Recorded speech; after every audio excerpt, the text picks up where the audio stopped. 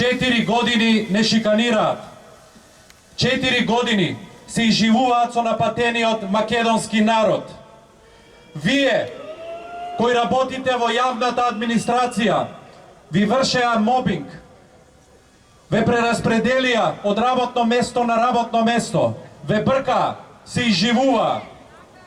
Вие кои го кренавте гласот, пишувавте против оваа ненародна и криминална власт и објавувавте афери. Вие сте неподобни новинари и ве тепаат. Вие кои политички се спротивставивте на се криминално и антидржавно, се најдовте во затворите. Додека мафијата е во власта, вие лежите во зандани. Ова е голема неправда. Ова е злосторничко здружување против македонскиот народ. Вечерва тука пред вас ќе се обратат луѓето кои ова ќе го сменат и ќе донесат нова надеж за Македонија. Ја повикувам Ружица Николовска. Добро вечер, пријатели, добро вечер, браќа и сестри.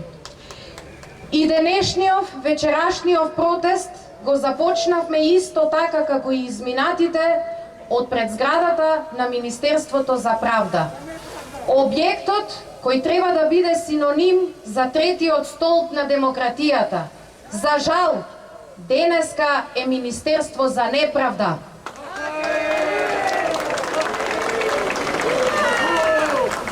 Власта на СДСМ и Зоран Заев имаа време од 4 години, период во кој што имавме и видовме огромен број на случаи и на сомневања за криминал.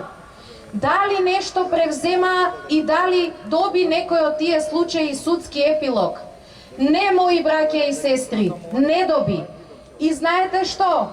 Тоа беа такви криминали, да не ги наредувам сите и да не ги набројувам, почнувајќи од бизнисот со марихуана, па се до сомнителни продажби на недвижен имот. Видовме Луи Витон судство и многу други криминални афери, и дали испорачаа правда?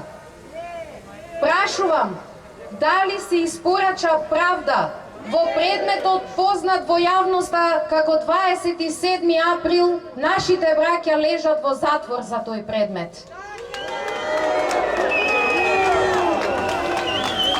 Дали може би испорача правда со смешната казна за така наречениот Боро Малборо за шверц со цигари, кого згора на се и го наградија, му доделија лиценца за да води бизнис со марихуана? Дали испорачаа правда во случајот Рекет? Не, не испорача, туку напротив. Знаете што? Еве гледаме како обвинителите водат лична војна со ВМРО ДПМНЕ. Гледаме селективна правда и селективен пристап.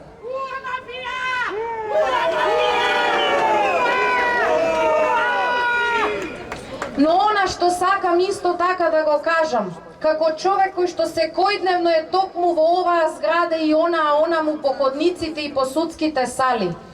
Имаме ние и честни судии, имаме и професионалци, но за жал, за сметка на оние кои решиле да работат под диригентската палка на Зоран Заев и власта на СДСМ,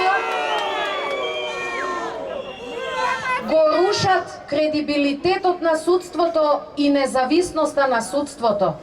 Слушнавме власта зборува за прочистување на судството. Какво прочистување? Упатува порака дека можеби ќе бидат прочистени оние кои нема да постапуваат по нивниот налог. Тоа ли е прочистување на судството? Пред малку слушнавте накратко, но сакам да ви кажам и лично, затоа што кај мене доаѓаат такви луѓе. Секојдневно се врши притисок и мобинг врз луѓето вработени во државниот и во јавниот сектор. Им се делат откази, се прераспоредуваат на работни места кои им се оддалечени и повеќе од 120 километри од нивното место на живење. Па, драги господа од власта, сакаме да ве прашаме, дали истото вакво прераспоредување го правите и за вашите деца? Дали за синовите и ќерките на вашите членови на партијата вака ќе ги прераспоредите? Не, нив нема да ги прераспоредите. Ние денеска станавме општество на заробена мисла. И затоа денеска сме сите ние во волкав број овде присутни, за да го изразиме незадоволството од неправдата, од селективниот пристап и од сите криминали и афери кои на крајот на нашиот грб се сведуваат.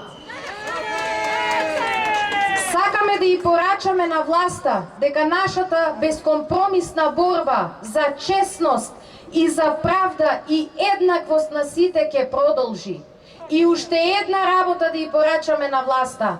Овие судови овде и обвинителствата не се друштва со ограничена одговорност во нивна приватна собственост за да некој ги менаџира како сака. Тоа се институции за граѓаните и за заштита на нашите права. Затоа ќе продолжиме да се бориме додека оваа ненародна власт не ја тргнеме. Да живее Република Македонија! Благодарам!